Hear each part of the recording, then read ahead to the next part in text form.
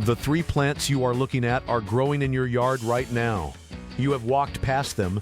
You have probably pulled some of them out of your flower beds and thrown them in the trash. Your lawn service has sprayed them with herbicide. Your county has classified one of them as a noxious weed. But the Amish in Lancaster County, Pennsylvania, use these exact 3 plants to treat the most common medical conditions in any American household: coughs, colds, sinus infections, fever, sore throats, bronchitis, ear infections, urinary tract infections, and a long list of others, for a total annual cost per family of roughly $9. In 1962, the United States Department of Agriculture published Farmer's Bulletin number 1999, titled Medicinal Plants of Rural America. It was 84 pages long. It documented the proper identification, harvesting, preparation, and clinical use of 23 different plants that were growing wild across most of the continental United States. The document recommended these plants for general household use in conditions not requiring professional medical intervention. In 1971, that bulletin was officially removed from public circulation. By 1985, it had been removed from the USDA reference library catalog entirely. By 2010, the only surviving copies were held in 3 university archives and 1 private collection in Vermont. I had to file a Freedom of Information Act request to obtain a digitized version. In the last 50 years, fewer than 200 people have read this document. And in the same 50 years, the American pharmaceutical industry's over-the-counter cold and flu market has grown from $1.2 billion to $9.8 billion per year, selling syrups, lozenges, decongestants, fever reducers, and cough suppressants that are, by every honest measure, no more effective than what is growing in your backyard for free. After the last 3 videos on the Amish dental, sleep, and soap systems, hundreds of you asked the same question. What about when someone in the family actually gets sick? What about when the pharmacy is closed, or the urgent care visit is $200, or the prescription costs $90 with insurance? So I went back to Lancaster County, and what I found in an Amish kitchen pantry in the small village of New Holland made me look at every weed in my own yard differently for the rest of the year. The first time I saw the pantry, I thought I was looking at a spice rack. Glass jars, dozens of them, lined up on wooden shelves that ran from floor to ceiling along the entire back wall of the kitchen. Each jar was labeled in careful handwriting, some in English, some in Pennsylvania German. Each contained dried leaves, dried flowers, dried roots, or dried bark. Some were powders, some were tinctures in dark amber bottles, some were salves in small tin containers. The woman who owned the pantry was 71 years old. Her name was Beiler. She was a midwife, a grandmother of 19, and the unofficial first-line medical provider for an extended network of about 40 Amish families in her district. She had treated influenza, pneumonia, ear infections, urinary tract infections, fevers, croup, mastitis, hemorrhoids, eczema, burns, sprains, and the early stages of pneumonia. She had delivered 247 babies. She had referred patients to the local English doctor when the situation called for it, never out of fear, always out of judgment. I asked her how many of her 247 deliveries had required postpartum antibiotics. She thought about it for a moment. 2, she said, both due to retained placenta, both transferred to the hospital, both fully recovered. The general American rate for postpartum antibiotic use is around 6 to 8%. In Anna's practice, the rate was less than 1%. I asked her how she did it. She walked me to her pantry. She pulled 3 jars off the shelf and set them on the table. These 3, she said, these are the ones every house needs. Here is what is actually happening when you take an over-the-counter cold medicine. The vast majority of OTC cold and flu products contain 4 active ingredients in various combinations: acetaminophen, dextromethorphan, pseudoephedrine, and chlorpheniramine. They reduce fever, suppress cough, decongest nasal passages, and reduce histamine response. None of them actually treat the underlying viral or bacterial infection. They simply mask the symptoms while your immune system does the actual work of fighting whatever is making you sick. This is the part the pharmaceutical industry will not advertise. Almost every over-the-counter cold and flu product is a placebo for the disease and a treatment only for the discomfort. The disease runs its full course whether you take the medication or not. A 2014 study published in JAMA Internal Medicine analyzed 17 randomized controlled trials of over-the-counter cough suppressants in adults. The conclusion was unambiguous. Dextromethorphan, the active ingredient in Robitussin, Delsym, and 90% of American cough syrups, showed no statistically significant benefit over placebo in any of the 17 trials. You read that correctly. The most popular cough medicine in America has been proven, repeatedly, to perform no better than a sugar pill. And here is what the same study almost never gets asked about. The traditional plant-based preparations the Amish use are not placebos. They contain measurable, identifiable bioactive compounds that interact with the body in specific, documented ways. They reduce inflammation. They thin mucus. They suppress bacterial replication. They support immune function at the cellular level. They have been clinically studied, just not by anyone selling a competing product. The 3 plants Anna pulled off her shelf are the foundation of the entire system. Every Amish family in her district keeps a supply of all 3 on hand at all times. The first plant is Mullein. You have seen this plant. It grows in roadside ditches, abandoned lots, gravel driveways, and the edges of fields. It has soft, fuzzy gray-green leaves that look almost like fabric, and in its second year, it sends up a tall flowering spike, covered in small yellow flowers. Most Americans classify it as a weed. The USDA's 1962 Bulletin called it, and I am quoting, "the most reliable household treatment for respiratory complaints available to the rural family." Mullein leaves and flowers contain saponins, mucilage, and flavonoids that loosen mucus, soothe inflamed airways, and act as a mild bronchial dilator. The plant has been used in European and North American folk medicine for over 1,200 years to treat bronchitis, asthma, persistent cough, and mild respiratory infections. Anna prepared it 3 different ways: as a tea for cough, as an oil infusion for ear infections, and as a steam inhalation for sinus congestion. The materials cost nothing. The plant grows in every state in the continental U.S. The second plant is Plantain. Not the banana relative, the broadleaf weed Plantago major that grows in nearly every American lawn, sidewalk crack, and roadside. The plant has wide oval green leaves that radiate from a central rosette, with small flowering spikes shooting up from the middle. Plantain contains allantoin, aucubin, mucilage, and tannins. It has been documented in herbal medicine since at least 200 BC. Modern research has confirmed its anti-inflammatory, antibacterial, and tissue repair properties. Anna used fresh crushed plantain leaves as a poultice for insect bites, bee stings, minor wounds, and skin infections. She prepared dried plantain in tea for sore throats and urinary tract infections.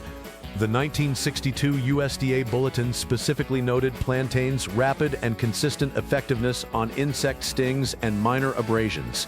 A 2020 meta-analysis published in the Journal of Ethnopharmacology reviewed 34 studies on plantain's wound-healing properties. The consensus was that plantain extract performed comparably to several modern topical antibiotics in early-stage wound treatment. That study has been cited 87 times in academic literature. It has been mentioned by 0 major news outlets. The third plant is Yarrow. Yarrow is the one most Americans recognize, even if they don't know its name. It grows wild in fields, roadsides, and meadows across the entire continental U.S. It has feathery fern-like leaves and flat clusters of small white or pink flowers at the top of long stems. It blooms from late spring through early autumn. Yarrow contains over 100 documented bioactive compounds, including azulin, achilline, and a range of flavonoids.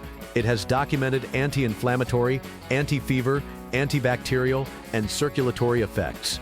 Roman soldiers carried yarrow into battle.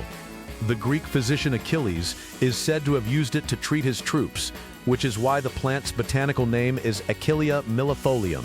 Anna used yarrow as a tea for fever, as a tincture for mild urinary tract infections, and as a poultice for stopping bleeding from minor wounds. The 1962 USDA Bulletin described yarrow as indispensable for fever management in the rural household. The plant grows wild on nearly every roadside in America. So how did this entire system disappear from American life in 2 generations? The answer starts in 1906 with the passage of the Pure Food and Drug Act. The law was intended to address legitimate problems.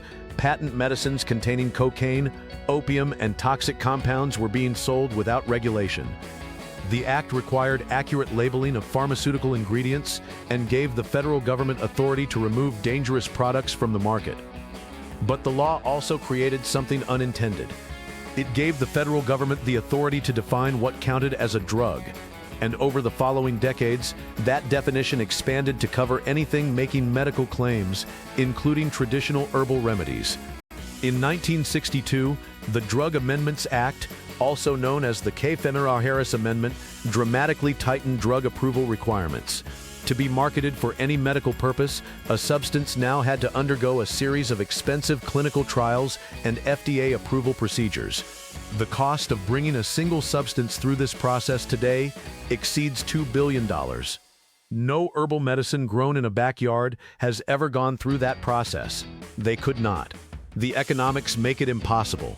By 1980, the FDA had effectively classified all traditional herbal remedies as unapproved drugs that could not be marketed for medical purposes. The plants themselves remained legal to grow and possess. But anyone who told you that mullein helps with cough, or that plantain heals wounds, or that yarrow reduces fever could be charged with practicing medicine without a license. This is why your grandmother stopped telling you which weeds to use. It was not because the knowledge was lost. It was because passing it on had been quietly criminalized. And in 1971, the USDA finally pulled the original Farmer's Bulletin number 1999 from circulation. The official reason given was that the document did not align with current FDA pharmaceutical guidance. No safety data was cited. No effectiveness review was conducted. No replacement document was issued. The bulletin disappeared. The knowledge it carried disappeared from American kitchens within a single generation. And the over-the-counter cold and flu industry, which had not existed in any meaningful form before 1950, became a $10 billion sector built on the absence of what the document had been teaching for free. Before I show you exactly how to identify, harvest, dry, and prepare each of the 3 plants, including the apartment-friendly version for people who don't have access to wild land, I want to point you somewhere, because the question I get more than any other is this: where do I find all of this in one place? The water system, the food system, the dental system, the sleep system, the soap system, the herbal medicine system, every Amish method with exact identifications, exact recipes, and exact steps for a person who lives in a modern home. I put it together. It is called the Kept Quiet Home System. The link is in the description. But stay here, because the harvesting window I am about to describe is closing for most of the country within the next 30 days, and the 3 plants you need are at the peak of their medicinal potency right now. Here is exactly what you do. Mullein. Look for it in disturbed soil, roadsides, ditches, abandoned lots, gravel areas, the edges of fields. First-year plants are a soft rosette of gray-green fuzzy leaves close to the ground. Second-year plants send up a tall flowering spike, sometimes 6 feet tall, covered in yellow flowers. Harvest the leaves from first-year or second-year plants in midsummer, before the flowering spike has fully matured. Cut individual leaves at the base. Spread them in a single layer on a screen or clean cloth in a warm, dry place out of direct sunlight. They will be fully dry in 5 to 7 days. Store in glass jars away from light. The dried leaves remain potent for up to 18 months. For cough or bronchitis, use 1 teaspoon of dried mullein leaves per cup of just boiled water. Steep for 10 minutes. Strain through a fine cloth. Mullein has tiny hairs that can irritate the throat if not strained. Drink up to 3 cups per day. Plantain. Look for it in lawns, sidewalk cracks, driveways, and along walking paths. Broad oval leaves radiating from a central point at ground level. Small flowering spikes shooting up from the center. Harvest the leaves anytime from late spring through early autumn. The fresh leaves are more potent than dried for topical use. For tea, dry the leaves the same way you dried the mullein. For insect bites, bee stings, or minor wounds, Chew or crush a fresh leaf to release the plant's juices, then apply directly to the affected area. The pain reduction is usually immediate. For tea, use 1 tablespoon of dried plantain leaves per cup of water. Steep for 10 minutes. Drink up to 3 cups per day for sore throat or mild urinary symptoms. Yarrow. Look for it in fields, meadows, roadsides, and open grassy areas. Feathery fern-like leaves on tall stems with flat clusters of small white or pink flowers at the top. Harvest the flowering tops in midsummer when the flowers are fully open but not yet beginning to brown. Cut the top 6 to 8 inches of the stem. Hang in bundles in a warm, dry place out of direct sunlight for 7 to 10 days until completely dry. Store in glass jars away from light. For fever, use 1 teaspoon of dried yarrow flowers and leaves per cup of just boiled water. Steep for 15 minutes. Drink hot, up to 3 cups per day. The plant induces mild sweating, which supports the body's natural fever response while the immune system works. For people without access to wild land or a yard, all 3 plants are available dried from herbal apothecaries, online suppliers, and most natural food stores. Total cost for a year's supply of all 3, roughly $35. The Egyptians documented medicinal plant preparations in 1550 BC. The Greek physician Dioscorides cataloged over 600 plants in his De Materia Medica in 70 AD, a document that remained the primary medical reference in Europe for the next 1,500 years. Native American tribes across North America used over 2,500 different plants medicinally, knowledge that early European settlers actively learned and adopted. The Amish carried European herbal traditions to Pennsylvania in the 1700s and combined them with what they learned from their Native American neighbors. Every culture that survived long enough to leave written records figured out the same thing. The plants that grow where people live are the plants that heal what those people get sick from. It is not a coincidence, it is co-evolution. In 1906, a federal law was passed for legitimate reasons. In 1962, that law was expanded to cover plants that had been used as medicine for 4,000 years. In 1971, the USDA quietly withdrew the document that had taught Americans how to use them. And in the 50 years since, an entire generation has been raised to believe that the green things growing in their lawn are something to be poisoned rather than something to be harvested. But the woman in Lancaster County who has used these 3 plants for half a century has delivered 247 babies, treated thousands of household illnesses, and required pharmaceutical intervention in fewer than 1% of her cases. The over-the-counter cold and flu industry has not cured a single common cold in its entire history. It has just kept selling. You were never supposed to know it was that simple. Now you do. Drop your state in the comments and tell me one thing. What over-the-counter medicine have you spent the most money on over the years that has never actually solved the underlying problem? Because the answers in this comment section are starting to draw a map of an American pharmaceutical dependence that the industry has spent a century calling wellness. Hit subscribe, not for me, for what comes next. Because next week I am going to show you the Amish childbirth and infant care system that has produced some of the lowest maternal and infant mortality rates in the Western world for over 200 years, and the 1978 World Health Organization report that quietly confirmed it before being archived from public view. The knowledge was never lost.